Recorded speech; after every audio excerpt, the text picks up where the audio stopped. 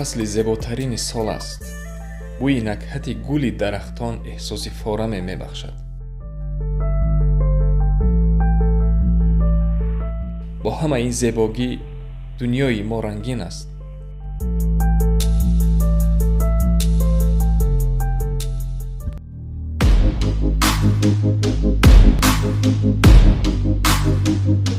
вале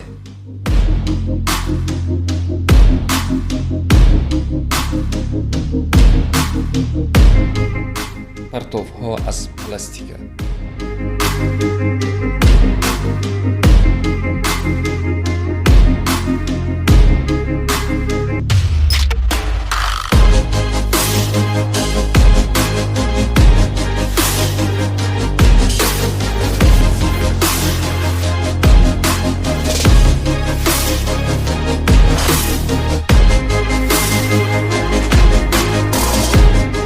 имрӯзҳо пластик дар ҳама ҷо вуҷуд дорад.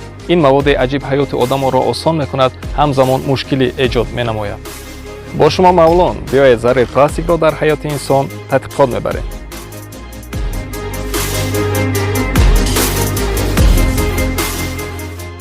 сабаби пайдо гардидани пластик аз тӯбчаи биллиард мебошад. солҳои сол тӯби биллиардро аз устухонҳои фил истеҳсол мешуд. вақте ки дар асри 19 шикори бисёри филҳо ба несту нобудкунии онҳо таҳдид мекард, истеҳсолкунандагони тӯбҳои биллиард роҳҳои алтернативиро ҷустанд ва мукофотпулӣ эълон карданд. ва ҳамин хел соли 1863 олими амрикоӣ химик ҷон уэсли хайт даъватро қабул кард. ӯ дар муддати 5 сол материали навро ихтироъ кард бо номи селлюлоид, ки аз селлюлоза сохта аст. селлюлоза аз дарахт ва кохи гандум истеҳсол мегардад.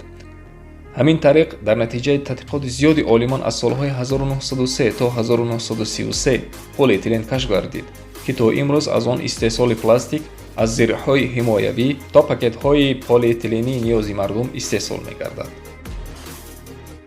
ин пластик роли калонеро барои беҳбудии ҳаёти мардум бозӣ кард ва ҳамзамон ба якчанд проблемаи глобалӣ оварда расонид.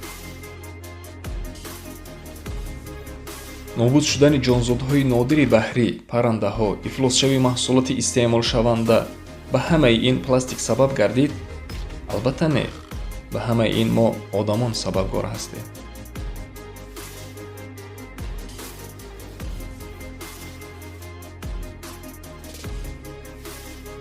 мо метавонем ин гуна асбобҳоро дуруст истифода барем? бале, метавонем. метавонем партовҳоро ба океанҳову дарёҳо напартоем? бале, метавонем. мо метавонем зарфҳои пластикиро гашта коркард намоем? бале, метавонем.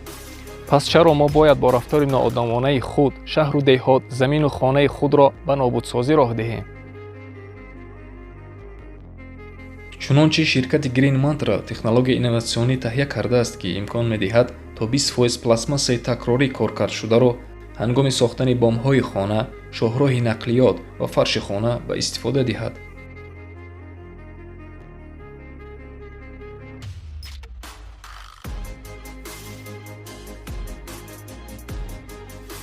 биёед ба ин проблемаҳо бо назари масъулиятнок нигарем. зеро покизагӣ аз имон аст.